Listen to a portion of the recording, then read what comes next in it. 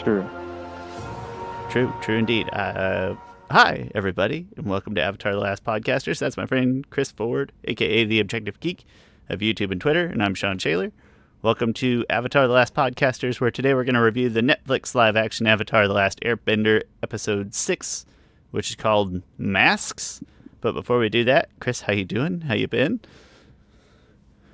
I am fine. Happy Juneteenth. Black People's 4th of July. Thing is, I don't know why that's such a weird... it's such a weird thing to say out loud. it's very. I mean, growing up, 4th of July is one of those holidays. It's just I celebrate 4th of July the same way like non-Christians celebrate Christmas. It's like, oh hey, Yeah. we got the day off, and we do the traditions and stuff. Like it's and one thing I love my country. Let me put that out there first. Sorry. But 4th of July isn't like one of those holidays. I'm like, oh man, I wish I could have been there. I don't wish I could have been there. No, that's a fair thing. I wonder, I think way too much about like non-Christians celebrating Christmas. I obscenely way overthink it. But what it amounts to is like, yeah, we still want the day off, and who doesn't like presents? It's great. Yeah, It's yeah. great.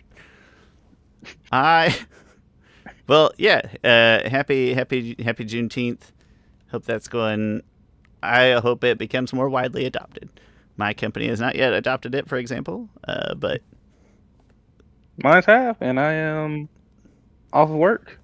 I'm all July. for I'm all for the meaning behind Juneteenth, but I'm also for days off. I want to make it clear that I'm Yeah, pro both things, not just the day yeah. off part.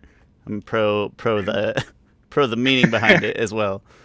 But It reminds me of there's a cease and sorry joke about. I can't speak too much about it 'cause my offspring is here. About watching adult content.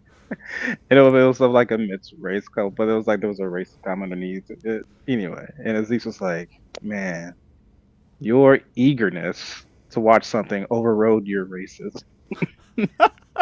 But you know what? Whatever breaks that seal for people, I guess, isn't a bad thing. And yeah.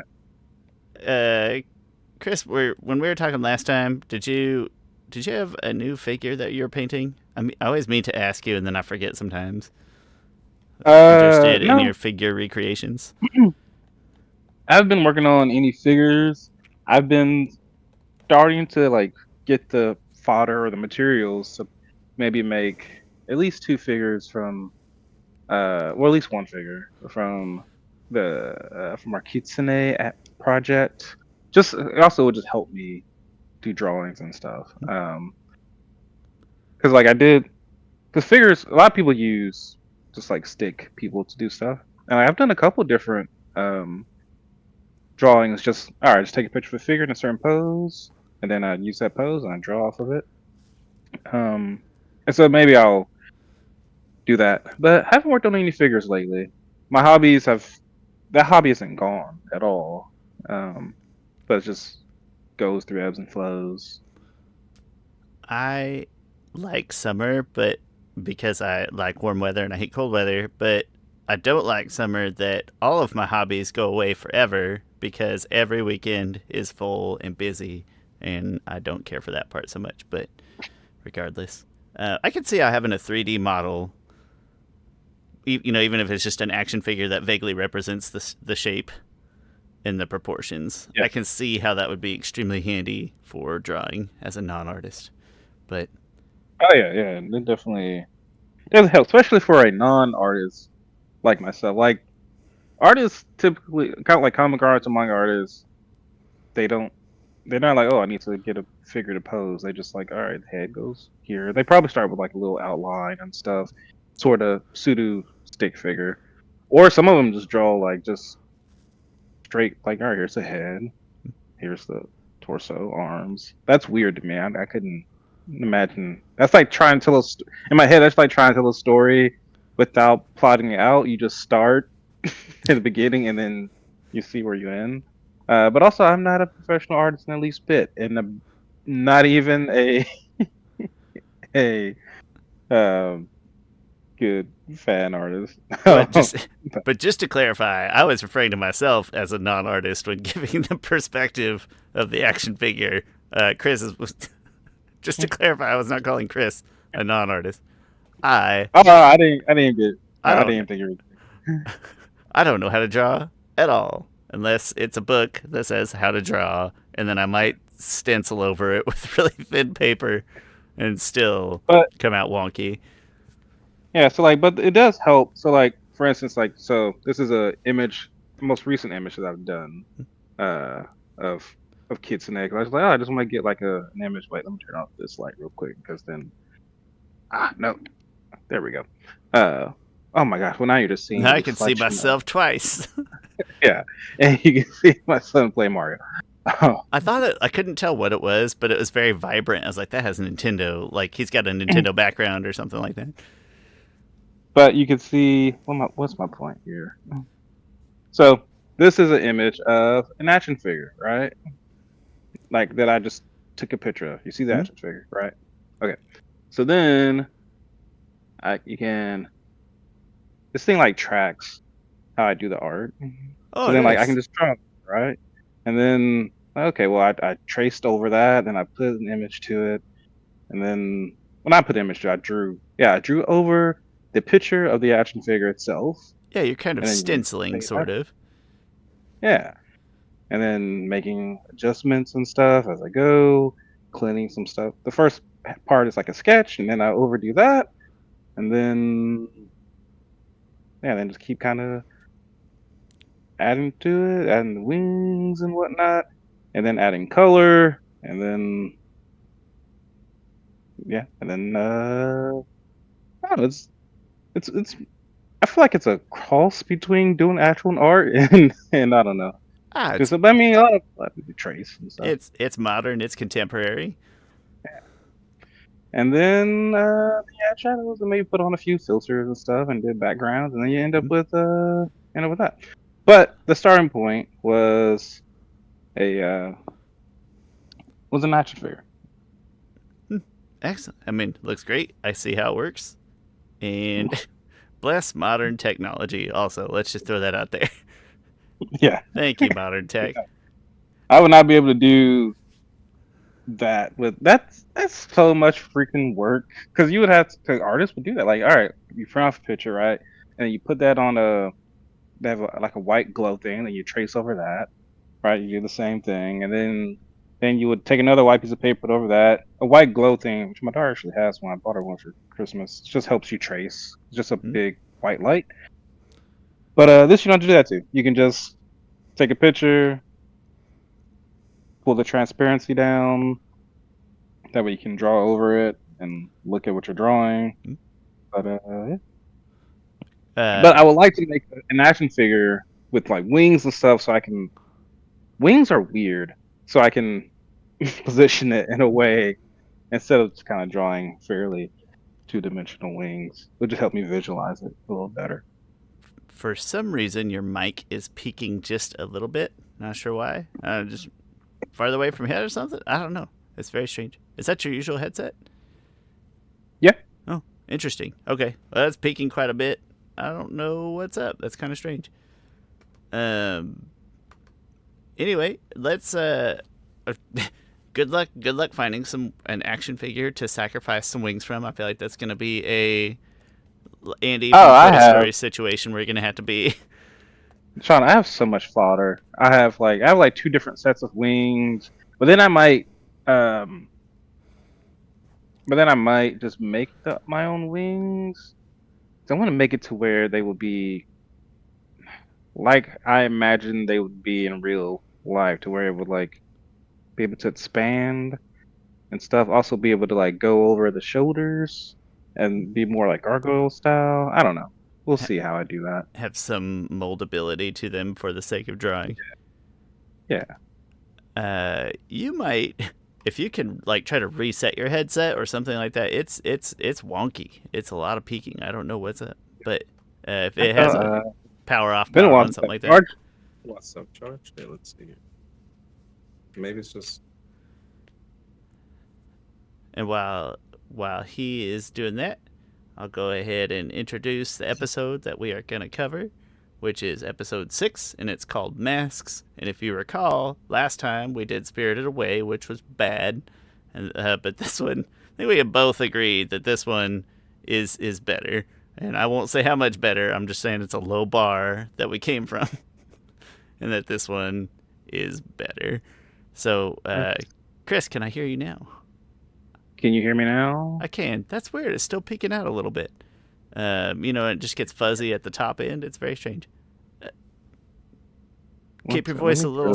Keep your voice a little. It is at 40%, so that's pretty good. I don't know what's happening, Shawn. Oh my gosh. Oh, that's horrible. It's getting worse. That's very strange.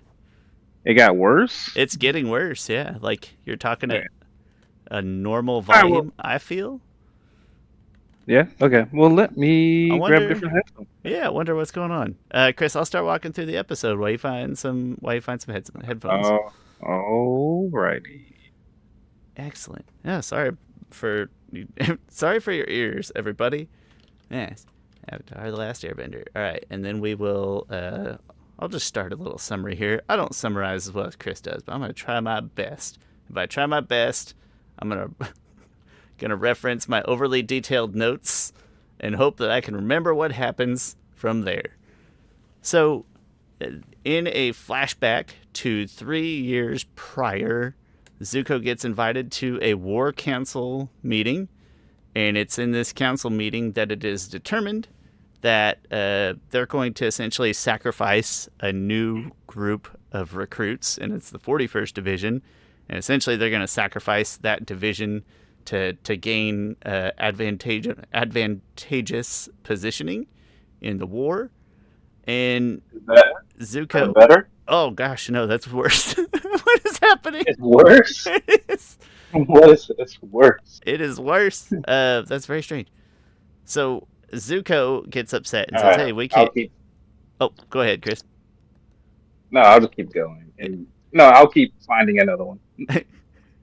It sounds like you're coming through multiple tin cans.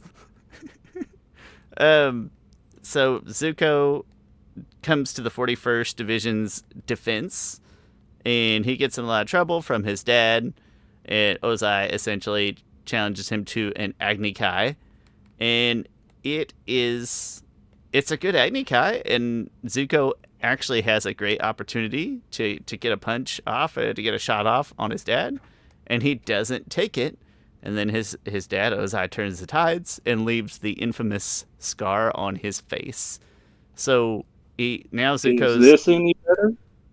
It is not. What is going on? I don't know. Hey, maybe it's not you. Maybe it's my headphones? Could be my headphones? Maybe. Hey, your current volume seems to be working, right? So just at your current voice volume, it's possible it's my headphones. I don't know what. If we listen to the recording after this and it's horrible, then we'll figure something else out. It could just be my headphones. So Zuko's laying in bed and he is recovering, and Shawn, you skipped so far. Oh no, I'm going in order. No, but that's all right. Keep going.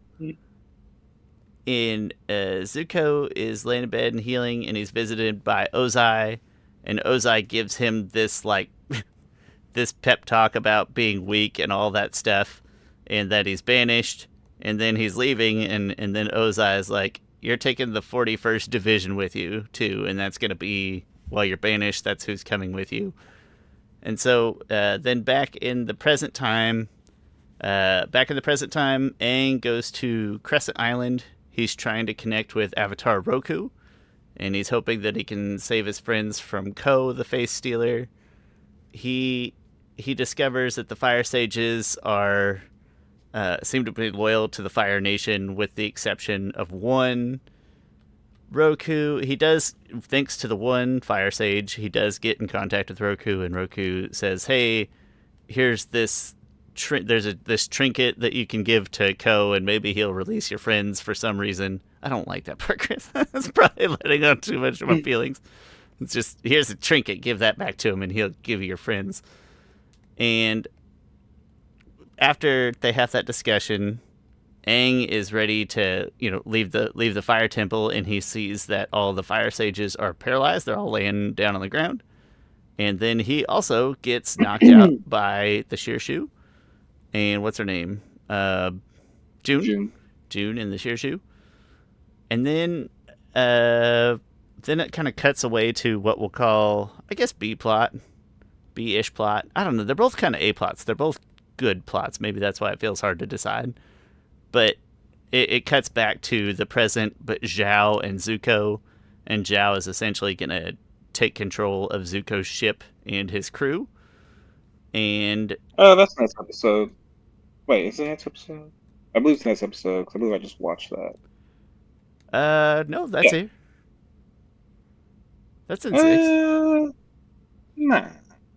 That's in the beginning of no, Zhao takes Aang from Zuko. In the next episode. No, in Mask. Yeah, I just watched episode 7. All right. Let me check. Where am I at my notes? Am I reading from the right notes? Yeah, because Mask is because Zhao takes Aang, and then Zuko has to become the Blue Spirit to take Aang back. And isn't this the one where Lieutenant what's his name? G gets mad at Iroh, and then Iroh tells them the story. Yeah. Yes. Yeah. Okay. Yeah. So it's in this one that Zhao is essentially trying to take charge of Zuko's ship, or telling them. Well, maybe I got confused. Well, maybe that happens twice, because a lot of times Zhao is fairly confrontational with Zuko, but towards the beginning of the next episode, Zhao definitely like, I'm taking over your ship because now I'm admiral. Because Zuko's like, who told Admiral G, who told you to change the course in here? And he's like, oh wait a minute, wait. That's this You're episode. right. You're right. Wait. You're right. My bad. That does happen. What the heck, guy? You're right. It's messy because Zhao gets promoted 18 times. It's hard to keep track of what he's doing. But because it just doesn't feel important-ish in this episode yet, or at least relative to the bigger picture things that are happening. Yeah, never mind. Zhao does take over the ship like. Does he? Because I watched. Anyway, my bad. So, but anyway, that whole discrepancy happens where G gets mad at, kind of yells at Iroh, and then Iroh's like, "Listen, you need to calm down." And then Zhao essentially does get Aang, who was captured by June, and then they take him to their stronghold, which has a name that I don't remember. Their fortress, their stronghold. And then they are going to celebrate and party when the Blue Spirit shows up. And in a pretty neat sequence that I think is very enjoyable to watch, you get the Blue Spirit rescuing Aang from the fortress and exiting together. And then essentially they get caught up at the door, like the climax of the scene. They get caught up at the door to the fortress, the front gate. And the Blue Spirit essentially threatens to kill the Avatar, which would not be great for the Fire Nation, of course, if they don't let him go. So they're backing away, and then Zhao has one of the Yuyan archers fire at Zuko from a great distance, and it hits him right in the face and knocks him out cold, and then essentially Aang kicks up a large cloud of dust and saves them. And then this is where I don't remember, and I don't have great in my notes, I don't remember where it cuts off. Do we get the scenes in this episode? And that's part of like watching them, binging them, and I get messed up all the time. But do we get the scene here in the shed when Zuko comes to, and we get that interaction as well, don't we? Yeah. And that's all here. Yes. And Mask. Yep. And so then Aang puts Zuko on the boat, and they have that nice interaction, or at least nice from Aang's point of view. If they knew each other prior to the war, if they could have been friends, and then Zuko's a jackass about it. and then it's at this point in the actual episode chronologically when Zuko's on his little boat that Iroh is telling the rest of Zuko's story. And then I think that means then that in this episode, even Zuko even gets back to the boat and gets back on the boat, and his crew is very loyal and minds changed. Yeah. Get the nice. There's like a one-line, "Princess returned." Our princess returned. Yeah, our princess returned. Our prince has returned. Yeah. Very, very touching. Made me a little watery-eyed. And then Aang also does in this episode. He does rescue everybody by trading the little trinket, their little statue. After that point, after the our princess returned, the episode ends. Yeah. Well, and I just don't like the exchange of the little statue for the friends or whatever, and I don't remember it. It's not memorable to me how that all goes down. The part that I do remember is that when he goes back to find Gyatso, that Gyatso is gone, and then it's open for interpretation. Did he reach enlightenment? Was this a temp stop? Was it a figment of Aang's imagination? Which I think I'm on board with that particular theory. But that's the part I remember. I don't even remember the exchange that well between Ko and Aang. So it pales in comparison to the things around it. But that's my summary. Chris, you sound better now. I could be my headphones. I have no idea. I don't know. You sound great now in your recent speech. So if I destroyed or ruined any part of that summary that you'd like to append, please, by all means. No, it's an adequate summary. I just want to dive deeper into a few things. Please. I just watched the episode last night. It's been like a month. And I was thinking about. It's been like a month since I watched it the second time. I was like, man, I have no qualms. I have no nitpicks. I have no pet peeves about this episode. Okay. And then just now I remember like, oh, okay, the whole thing. I gotta clear my freaking throat. Mandatory throat clear. We had to start fresh. Bring it up. Okay, but the whole exchange of the faceless trinket for the lives thing is, I'm gonna put that down as a nitpick. I'm gonna give it one above nitpick and just under the bucket of co-lore or co-interaction. I'm putting just one above nitpick. It's not the biggest thing in the world. It just feels plot conveniency, not super thoughtfully done. Yeah, and I guess they were trying to say like, well, even the darkest spirits need love, and so that's what he had wanted for. Avatar Roku has stolen it from him, and yeah, so I'm completely fine with that being a qualm because it's qualmish, and just kind of waste Ko a little bit. Ko's was executed, I think, really well, like the look and stuff of him, the creepiness. But he just done differently. Yeah. So I think that's the only qualm I have for this entire episode, and I kind of overthought it, or I kind of didn't even think about it after last time I watched it. Yeah. So that really is that's kind of sad that it is the B plot, like Aang trying to save Team Avatar is the B plot of this episode. It's kind of strange. Yeah. But qualm's the right place, if not a hair. Like it's not the hugest deal, but yeah. I want to note that from this this part that you've just discussed, I was like, I noted specifically, why did Roku steal the totem at all? Roku was Roku. Yeah, so there's, according to this isn't like canon or anything, but apparently Roku couldn't figure out a way to defeat Ko. I don't know why he had to defeat him, but they were beefing there. Mm-hmm. So Roku could never beat him, but he could take away that totem from him, and the totem. I don't know why the totem Yeah. would hurt him or defeat or at least neutralize him for any reason. They didn't really explain that, but that's Yeah. it. Just Minor. I just went. But I will fully admit that doesn't make much sense. But sometimes things that make sense, I'm just like, whatever. I'm just yeah. going It's with it. it's not the biggest part in the world to not make sense. But the reason, Chris, I was laughing is because the two notes I have above this is not everybody needs a monologue, June, and dang, Daniel Kim is hot. Daniel J. Kim is hot. Again, everyone, you're welcome. I'm taking full responsibility for Daniel Day Kim he, as he looks so good in the as Agni Fire Kai. Lord.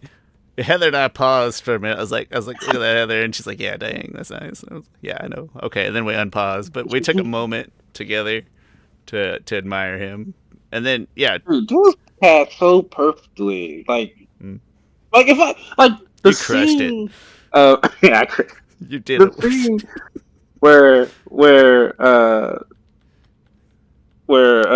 dang it, why can't I? Where Fire Lord Ozai is fighting Aang and he like rips off his shirt and stuff and like Daniel Kim looked like he's ripped from that scene of just shirtless, hair down, just that on a little bicep trinket thing. But yeah, cast great. I and then I did note June specifically, and this is below qualm. This is definitely like nitpick territory, but like Mm. everybody in this show does get like an unnecessarily like deep sounding monologue at some point, and I don't need that in my life. I didn't mind her monologue about like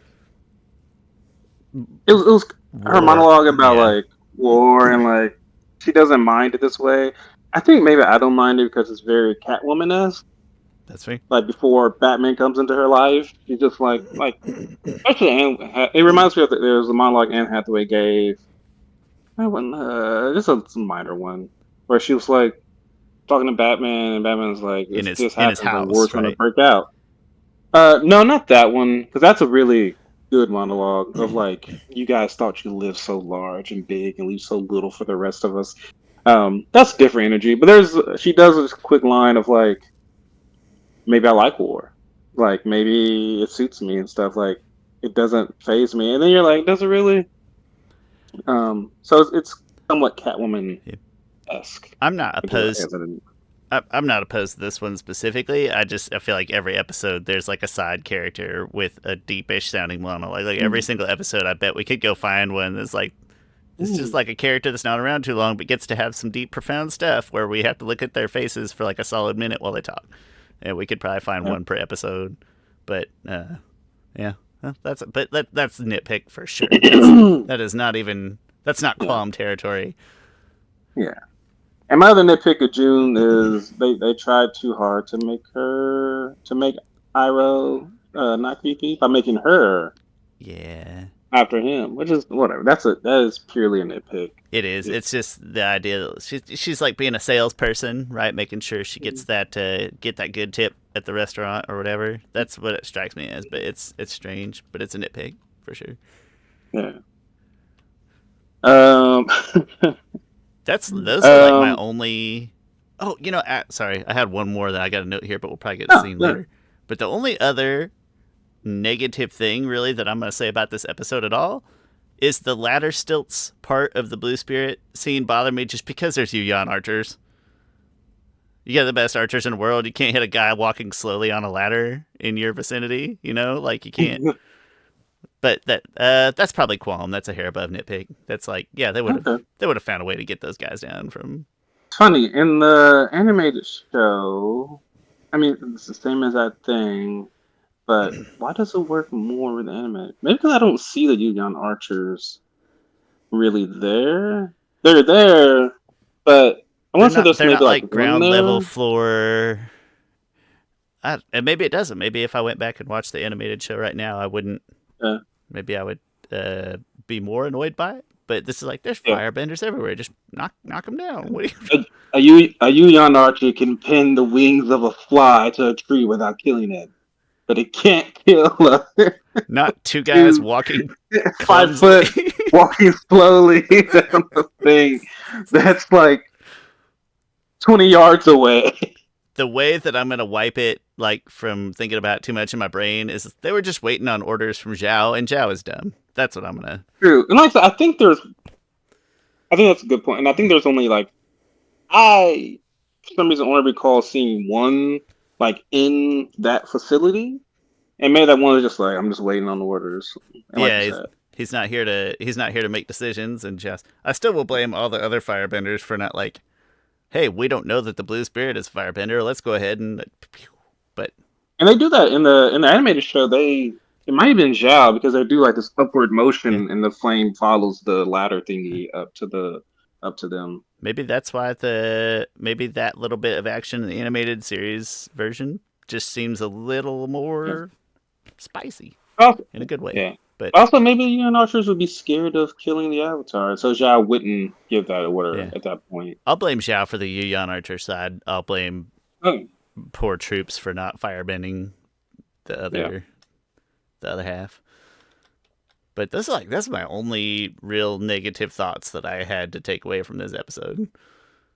Yeah.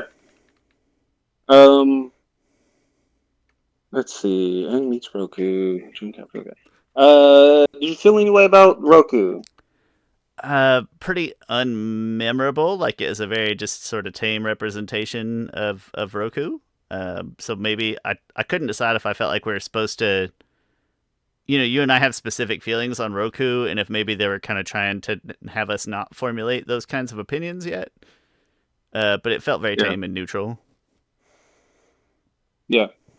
Yeah, he was a little more I did like the interaction in the beginning where he was like kind of teasing Aang and making him do stuff Yeah. that's like, oh, you didn't really.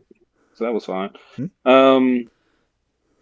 There's something about him that I thought was somewhat. I can't remember. But anyway, it was. An off quality or a quality that didn't quite match what your imagination had conjured. Yeah, no, it was fine. Yeah, I mean, I was fine with it. I had no issues with it. I did. What's your take on? Have we already talked about? What's your take on Gyatso? Is he a figment? Is he passing through? Did he Oh, achieve the next stage of enlightenment? I think you could interpret it a couple different ways, and each way would have a plot hole with it. Hmm? If if I guess he could have been, if he really was a spirit, then that's dumb. You could have just stayed. Hmm? Like, Could have just why been did you there. leave? Yeah, you could just stay there. And so that that would be such stupid writing if he actually was a spirit, because it makes no sense why he would be like, "Oh, peace out. Let me just leave you without giving you a proper goodbye and stuff." Was he a figment of his imagination, or was he part of Poe's thing? I don't know why it would help. I don't know why. I don't know. The I really most don't. Mm. the most sound idea that I've convinced myself might be like my least favorite or my least offensive in terms of like plot holes or whatever is I think that Aang being of maybe Sounder's spiritual presence and stability than his friends. It's like instead of getting these like horrifying flashbacks, he gets a better imagination figment that happens to be Gyatso and happens to be a little helpful. Just because he's sort of in better control of his spiritual self or something like that. But I don't feel like it was real Gyatso because why wouldn't he? Like, what was his incentive to leave? Yeah. Yeah. I mean, I don't know. I'll probably just chop it up to bad writing. Yeah, that's fair. That's fair. Which is, yeah. Anyway, or he just felt, yeah, whatever. The thing that I really liked when Aang got to Rogue Island, Crescent Island, I thought the shot was freaking beautiful. I thought this Yeah, episode it looked looked really great. good. Yeah, the whole the Agni Kai I thought looked really great. Yeah, I mean, the spirit world's still kind of stinky, but the better part of the spirit world is the part by Ko, like his scary little cave and stuff. Is better than the foresty yeah. open nothing. I really like a lot about the thing that I think ties the episode really well together. Well, Zuko anchors the whole entire episode. Um, and so in his relationship with different people, also, mostly his relationship with his father, with Ji, with Aang. Zuko is like actually he's the anchor. Mhm. But I really liked all his interactions with Aang. So even when he captures Aang, Aang is like, don't you even care about stuff? And then Zuko's Aang is like, don't you have people who ever depend on you? And Zuko's like, yes, I do. I do. And then Flash is back. Um, and then after Zuko rescues Aang as a Blue Spirit, they have that conversation, and Aang is, like, I have a question for you, like, go here or whatever else he says. Like, they have this nice little conversation that's like not about anything, and I love characters who talk about nothing together because that's just what people do. It helps familiarize them to each other and also to the audience. It feels grounded. Um, yeah, and so that was great to see them have that interaction with each other. Um, and then I feel like Aang gets a really good sense of who Zuko is as a person. Like it's like I'm sure Aang has his notion of what Zuko is and his perception of him. And this episode really changed that for him.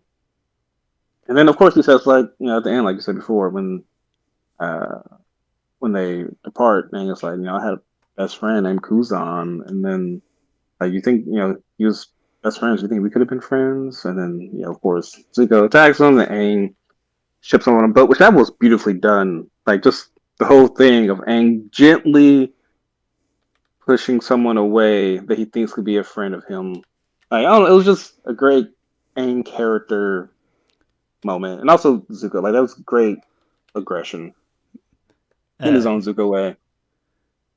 it felt like a pretty appropriate Zuko reaction. I had a couple of spots in my notes here. I was like, I still have trouble getting on board with like sometimes whiny feeling Zuko as opposed to angry feeling Zuko. Uh, but that I did really like. That was the right reaction. I think that would have come from Zuko in that moment. Yeah.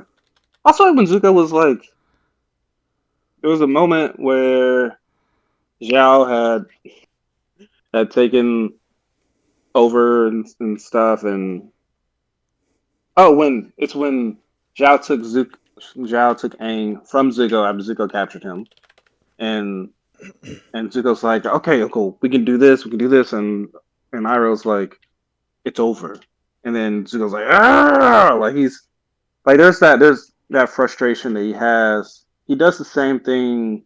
It's different. His reaction to it is different. In the cartoon, he's like, oh, cool, I'm gonna lose my throne, lose my country, lose this and stuff. And he's kind of looking out over a boat and And, stuff, but both and Zhao got a really good. promotion, and it's gross and corporate. Corporate Fire Nation sucks. Yeah. Um. Speaking of the Blue Spirit fight, it's funny because I watched the Blue Spirit fight, the live action one. Actually, I'm gonna compare all three because I think all from the M Night movie to the Netflix show to the animated series, I think they're all pretty good fights. Of course, the M Night Shyamalan one is lower, but it has some stuff in it that I would have incorporated into the Netflix one. Like there's a scene where like Aang brings in the M Night movie where there's this obstacle course kind of deal where Aang brings them into it and takes people off one by one. I think that was cool. I think it'd be cool to see Aang engage like multiple firebenders the way he did, but way he outsmarts them. I don't Um, recall the Shyamalan one well enough. I hate to put that into YouTube and have YouTube think that I need to see more of that, but like I might have to have some memory recollection somehow or other. Yeah, I like it. For some reason I laugh every time there's a scene where Aang and it's a cut scene, so the scene is opening and the blue spirit and Aang's heads both pop up at the same time from something. For some reason I laugh at that every single time. You might not even notice it, but it's just funny to me. Um, But I like the fight. I think when I originally did my casting, I was original caster of Daniel Day Kim. In that same video, I'm gonna just give myself credit again. In that same video, I casted Jackie Chan as Uncle Iroh, and the Uncle Iroh's actor does a great job in this. But one of the reasons why I wanted to cast Jackie Chan was like Jackie Chan is not only a great actor, but he's also a great fight choreographer, and his fight choreography is so unique, and he uses like all of his surroundings and stuff. And I thought he would have done a good job of translating the Blue Spirit fight, adding some stuff to it. And this feels like they just kind of did the cartoon fight. I know it's why would I complain if it was a pretty close one-to-one comparison? But I would like to see a little bit more. that's fair.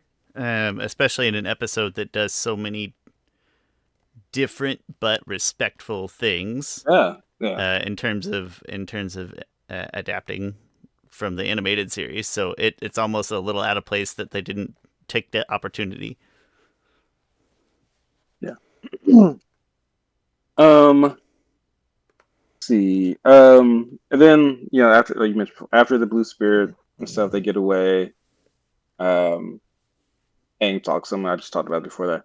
But I think this is Gordon Cormier, the actor of Aang. I think this is his best performance in the entire show, hands down. Like he just knocks those moments out the park. And I don't know why he did really good here. And sometimes I feel like, oh, he's a child actor. But in these moments here, I think he did a really freaking great job. I think he gets better as the series goes on. I'm still not always like super impressed with him Yeah. as an, but I think he does get a little better as the series moves forward. Yeah, just Yeah. comfortability factor for a young actor. Like I don't think that's Mhm. abnormal. Yeah. Um, the the stuff with the Agni Kai, I love that. I love the war council meeting, and I love it because Zuko Zuko followed Iroh's orders. Like, because Iroh was like, you know what, this meeting, just listen. And so he went in just listening. And I think the actor for Zuko, why am I, Dallas Liu, I think he did a great job also this episode. Like, just subtle things. Like, there's a part in the meeting where the General Lee, I think is his name, even though I think it's General Shiny in the cartoon. But General Lee's going over his battle plans and stuff, and Zuko's kind of not paying full attention. He's kind of soaking everything in. He's like looking around and stuff. And then Ozai's like, "What would you do?" One thing that's stupid. Don't be like, "What would you do?" But no, I'm not talking to you. I'm talking to Zuko. Like, well, you were talking. The other guy was talking. Like, Why would you just it's redirect this out of the blue? But yeah. he's trying to But trying to also bait just Zuko, and say he's trying to catch yeah. Zuko off guard. Oh, I'm just saying, just the verbiage of what would you do? If someone heard what would you do, they would think he was talking to the admiral The or to same the general person, and not to Zuko. as would He would any say, normal Zuko, person. what would you do? Yeah. Um, and I stupidly thought Zuko was gonna give some really good military advice. I was hoping that he would, but that's part of a good show would do that, make you believe something that's stupidly not gonna happen. Um, and then Ozai just kept pushing him. And then they go with the plan, and Zuko stands up for himself, and like he expresses his opinion of like, "I know we can't do this." And to me, that was good, good Zuko. Um, and then the Agni Kai. This is probably one of the biggest changes in the show is that Zuko. I don't know the biggest changes in the show, big changes at this moment. Because Zuko actually fights back Like it's funny because in the show, in the cartoon, I felt like Ozai was mad that Zuko didn't even fight back, and here he's mad because Zuko's showing compassion. Two different things, but two kind of similar things. Like, and I can see why Ozai and his character would hate both of those.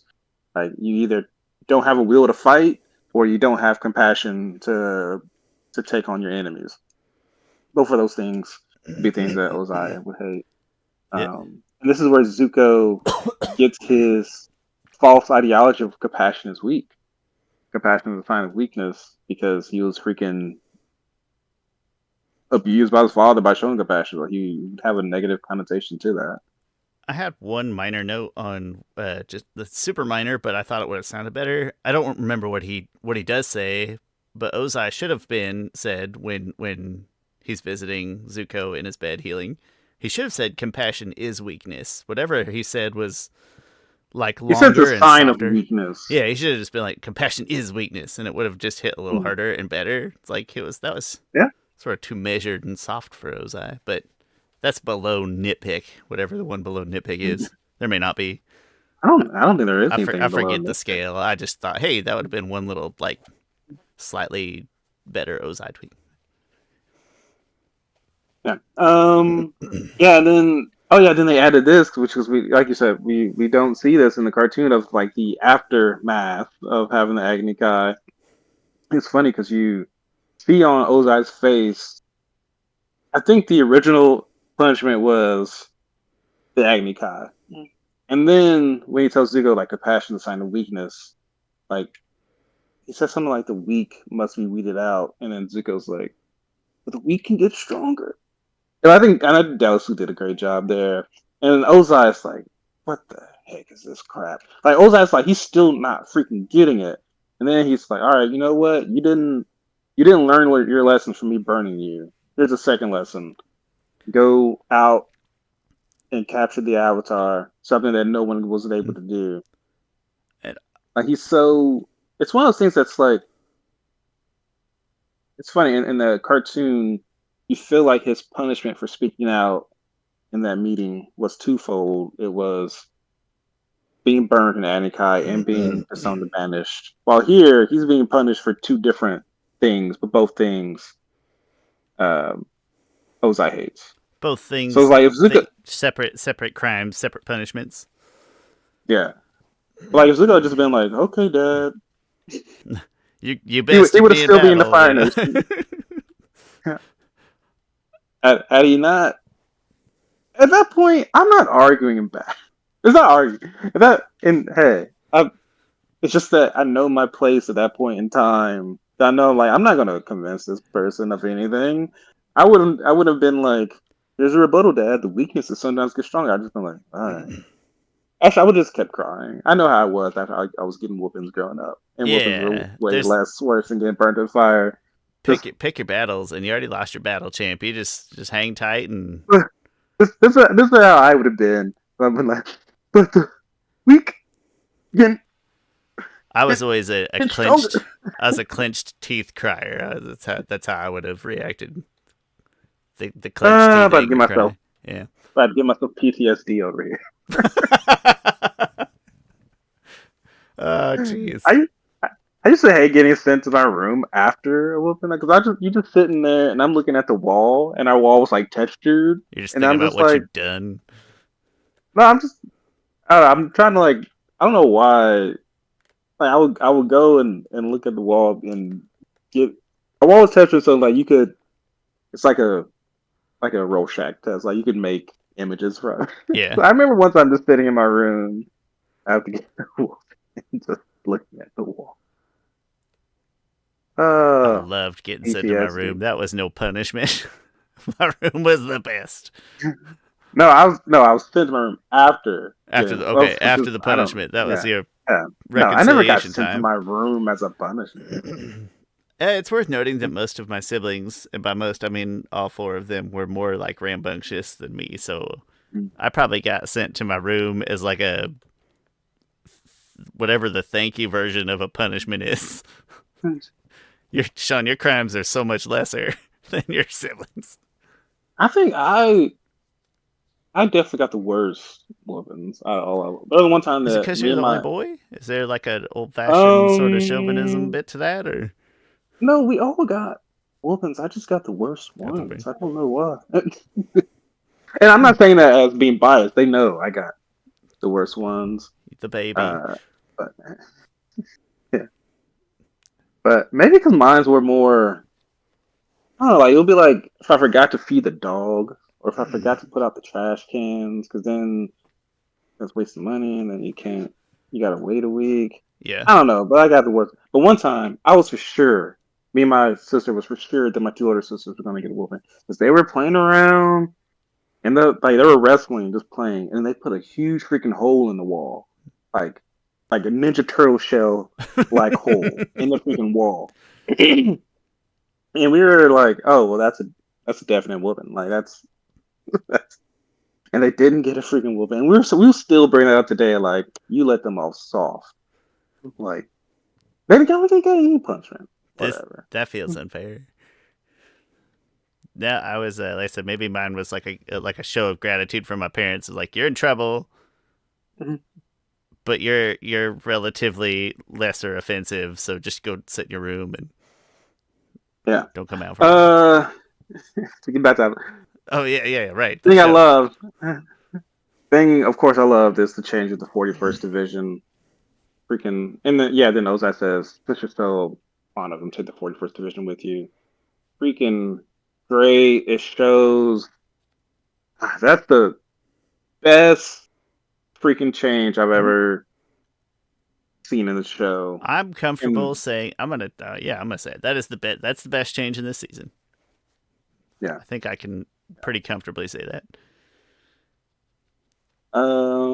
Yeah, and apparently this episode was written by Mike and Bryan, which like Okay, before they left. okay, makes sense. So, We have some bias. That's fine. yeah. Well, no, like I think I was talking to somebody, and I was like, "Oh yeah, episode 6 is the best episode. Like the writing was so freaking good. They improved on so many things." And then, might have been Antoine Bandelet was like, "Oh yeah, well that's because Mike and Bryan wrote it." I was like, "Wait, what?" And I went Okay. back and checked. Oh, okay. Well, that's Yeah. not. Yeah, okay. So it's not just my. Sometimes something feels good for a reason. Yeah. It feels right. That you know what, Chris? They probably left because of stupid Avatar state lore. That's probably what chased them away. I think. I think they were just drained from the constant probably pushback and just like what the heck, we thought we were gonna have this pushback, Yeah. and Uh, it was like F it, do it yourself. Chris, let's put some ratings on this bad boy. Yeah. I'll Um. I'll go first with Oh, audio go ahead. visual. And so audio visual, I gave a 9. I'd say the only thing that kept it from a 10 is there's still just some of the blander spirit world scenery and the forest scenery that feels like it's just been kind of used and used and used and used. But this is great. This is maybe my favorite looking episode so far. Crescent Island looks great. Yeah. Agni Kai looks great. I don't I don't remember a ton of music, but I don't know if that's necessarily bad. Yeah, it's great. Love it. Yeah. For me, audiovisual, I was right there at first at a 9, and then I decided to go higher to a 10 because I agree with everything you said.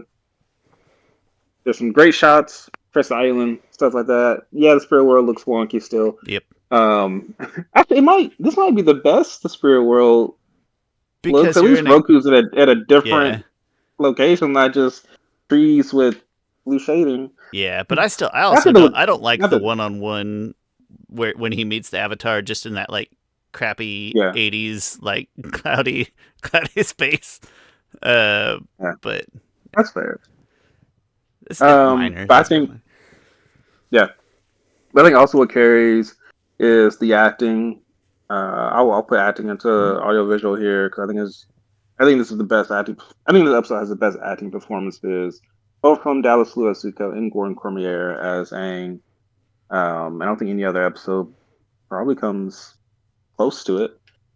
No, well, there's some other episodes with Dallas who I think he also does a really great job. He's the best actor of the main cast, I think, in this Agreed. show. Agreed.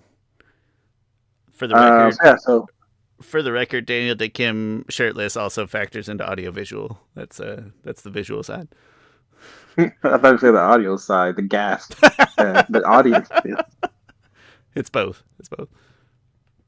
Chris, I'll do narrative next because I'll disappoint you slightly. But the thing with my narrative here, I did an 8, Mm. but the issue is that we're still just getting kind of the carryover of some bland. You don't think about the other side of the story with the friends being rescued and some of the bland spirit and the totem and stuff like that, which is a shame because screen time wise, it's a decent sized chunk of the episode.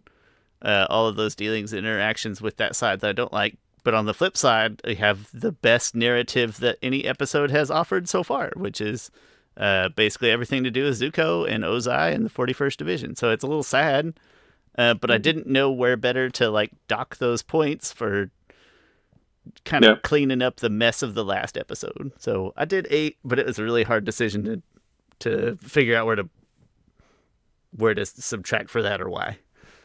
Yeah, the it's funny because the the reasoning for Aang going off is not that strong because it's from the previous episode. Mm-hmm. Also, when he comes back, that stuff is like I've kind of just forgotten about. Mm-hmm. It's not that you forget about it, you kind of do. But you just don't care about it. You care more about the other. Maybe so that's much more about the other side. Yeah. It's funny in the cartoon. He's trying to save them from a cold, which is to me it looks like a pretty bad, like delirious flu cold type of deal. Mm-hmm. But that's from the previous episode of the storm. But they were out in the storm because of their own baggage and background. Anyway, but while I agree that stuff is not strong, the stuff, and you can, and I don't have any issue with how you give it an 8. That's fair. To me, the narrative stuff with Zuko is so freaking strong, and also the storm is one of my favorite episodes anyway. I give it a 10. I'm it's like I said, it's one of the best changes they made. The show, it makes so much freaking sense. It's a great twist. The show doesn't have many twists at all. Avatar itself doesn't have many twists, and they put a twist in there. Yeah, this isn't a Shyamalan movie, Chris. And then I can't, man. Our Princess Returned. Well, I'm sorry. That's more of a memorable thing. But anyway, 10. It's great so far. The Zuko narrative is the best reason to watch this adaptation. Yes, yep, it is. And then on the memorability, I gave it a 9 just because it deserves a really good big score with just not for the part that I don't care as much about. But there's a whole lot to like in this episode. The best moment of the series so far is in this episode, and so on. Yeah. This is going to be a 10 for me also. It's straight 10s across the board. I think probably my 4th rewatch of this, I was like, oh, this is one of my favorite episodes of anything. And there's even Avatar, the show, the cartoon. I don't know if there's definitely episodes that are better than this in the show. But when it comes to my favoritism, it's like, oh, I really love this episode. Like, this might be top 5, one of my favorite episodes of anything ever. And my number 1 favorite episode of anything is Epilogue on Justice League because it goes over Batman and Batman Beyond and Bruce Wayne actually being the Batman Little Girl episode. Yeah, Batman Little Girl episode. Batman Little Swing. But this episode's really great. Our Princess Return sticks with me. Great freaking well up moment. Like Iroh looks like a proud father. Like this is the moment where Zuko is the prince he was born to be, and it's funny because right now I feel like that's like almost peak Zuko. Almost like, all right, now you just got to change sides. But the way his character arc is going to be, he's going to go down. And because this is so great, when he goes down, it's going to feel, to me, it's going to feel like good story. First of all, we say it all the time that, like, normal character progression isn't always just straight up ass bumpy. And I saw, which that it's corny, but I like it. It was just a physics video that somebody turned into like a life metaphor of a ball going down at like a 45-degree angle, down a track, and then a ball going down at kind of the same average angle, but it was more like stair steppy. So it's still smooth, but it was more stair steppy, and the ball that goes over the stair steps gets down the track faster, right? And I'm always like, well, there's some metaphor underneath there about it's bumpy, but it moves you, or something like that. It's in there, but mostly it's a neat little physics experiment that just shows that you pick up so much more speed from those little downhill parts of the up and down track, or the stair steppy track. But I said, you dig some meaning out of that, audience. Chris, that puts us at an average of 9.3, which so far is easily the best episode. Our next closest episode that we had paired up was Omashu, which is you were kind of 50-50 on, but I really liked, so that brought it up. Omashu is an 8. The Warriors was 7.7, but this is far and away the highest rated. Wow, that's a huge difference. Chris, the Warriors was all about that Avatar lore. That was the big, because you loved it. But anyway, I'm curious what will end it. I'm certain that this will be the highest rated episode. I think this will be the highest rated episode. But that last one. Listen, the next one isn't. Good. The next one isn't quite going to put up a fight, but that last one is a great episode. So I look forward to seeing how I plot that one out. This is easy adaptation wise. This is a good adaptation. It's different. It holds to the spirit of the show, but does things in a different way, and I would argue even tells a better story than the animated series with the parts that it's using. Absolutely agree. Worse stuff might be the and stuff like that, but the main gist of this episode, the main meat, is somehow they made it better, which I don't even ask for that from adaptations. No, we just looking for different but interesting. Yeah, but no, they nailed this one. Good for them. Yeah. Good job, Mike and Brian. Good job, Mike and Brian. I'm sorry the Avatar lore scared you away. Anyway, hey, thanks for watching. If you haven't been following along with the series or our episodes on this series so far, this episode just feels like the right spirit of what a good adaptation should be. So, if you're on the fence or you watched it once and you were underwhelmed and you're thinking about do I go back and watch it again or do I watch along with the show, anything like that, just, pay extra special attention to this episode. I think that's enough for me today. I'm going to go eat some lunch. My name's Shawn Taylor. That's my friend Chris Ford, aka The Objective Geek, YouTube and Twitter. Thanks for watching and or listening to Avatar The Last Podcasters. If you can leave us any positive comments and reviews, thumbs up, bells, subscriptions, all the various interactions, we appreciate it all. And we'll be back next week with episode 7.